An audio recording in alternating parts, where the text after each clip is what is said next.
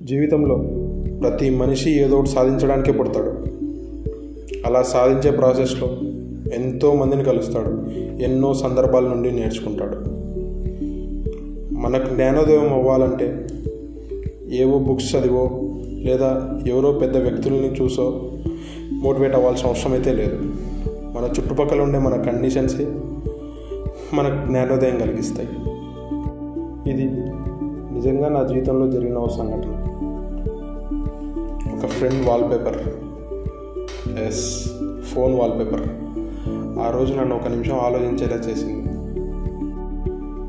వాళ్ళ నాన్న ఒక డైలీ వేజ్ వర్కర్.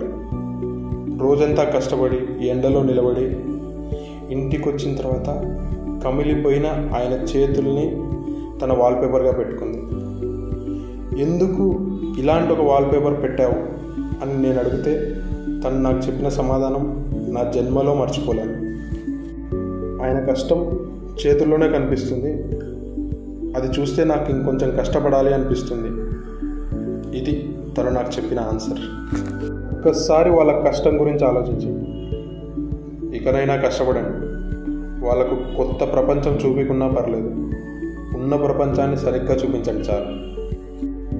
కలేజా సినిమాలో చెప్పినట్టు అద్భుతం జరిగేటప్పుడు ఎవరు గుర్తించరు, జరిగిన తర్వాత ఎవరు గుర్తించాల్సిన అవసరం లేదు. కానీ మన లైఫ్లో మనకు అదృష్టం అంటే మన అమ్మ నాన్న. సో మన దగ్గర ఉన్న అదృష్టం కోసమైనా కష్టపడండి, మంచి కెరియర్ తెచ్చుకోండి, వాళ్ళని బాగా చూసుకోండి.